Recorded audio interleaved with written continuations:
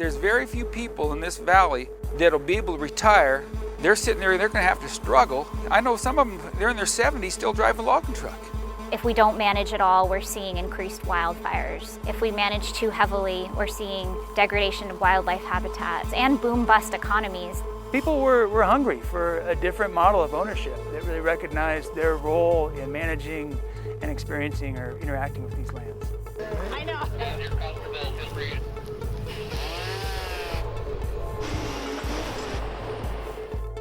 A generation ago, federal policy changes led to the end of a decades-long program of aggressive timber cutting on public forests. Meanwhile, private forest companies increasingly sold their timberlands to distant owners. These changes, combined with a century of fire suppression and heavy timber cutting, left communities and landscapes on the economic and ecological edge.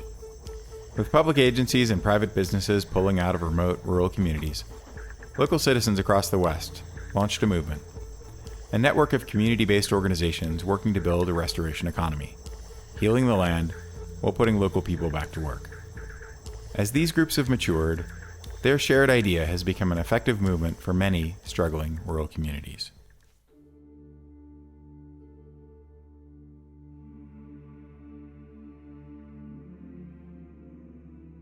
We're standing on the Mount Adams Community Forest. The community forest has been a very significant endeavor for our organization in that it has been a place that people can directly connect with. Through local ownership, it has restored or kind of rejuvenated a connection with the land where people have some say in how these lands are being managed, whether they're able to access it, what they're able to do when they do access it, how they benefit from some of the financial benefits or returns that come from managing this resource.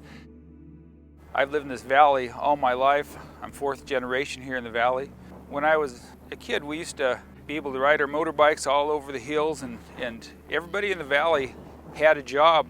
And then as time went on, that company sold off, and the next company came and it sold off, and the mill at Klickitat closed, and the lumber company up here, there's no more, those jobs were gone. A group of community members formed Mount Adams Resource Stewards in 2003 under the leadership of Jay McLaughlin, a former school teacher who also trained as a forester. MARS, as the group is called, followed the path of a number of other community-based organizations that have formed in the Northwest in the past 2 decades. It worked to connect local people with new jobs in the forest and develop projects with federal land managers. MARS also saw an opportunity to become part of the local land ownership scene and set its sights on buying commercial timberland that could become a community forest for Glenwood. These communities are historically very culturally tied to the landscape, and so they want to find economic opportunity that continues that relationship with the landscape. It transforms that relationship.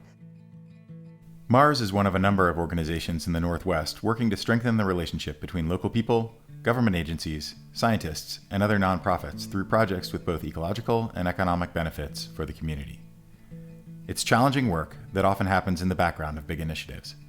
Community-based organizations like MARS are connectors, bringing together agencies with authority over public lands, landowners, investment capital, and local people who can work in the woods.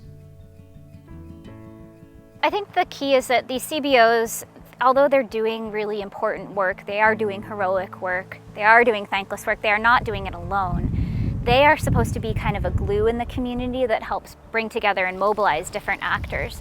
So although they're doing a lot of the heavy lifting themselves, I think the key is when they're able to catalyze all their local partners and leverage that collective strength. That's what I think makes it work.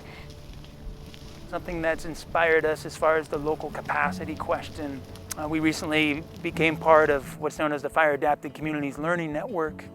And there were powerful narratives of local communities, local crews that showed up on the fire, and they'd been involved in prescribed burns there in the spring before the fires, long before the fires had hit. And they knew that ground. They knew where the safety zones were, they knew where the anchor spots were, they knew the places to put in the fire lines, and that gave them an advantage. And I think that really underscores the value of local communities being more fully engaged in natural resource management, whether it's fire or whether it's so many of the other things that we could talk about. That there's a capacity need, there's a capacity gap that we can fill to hopefully improve the quality of how things like fire are managed on the landscape.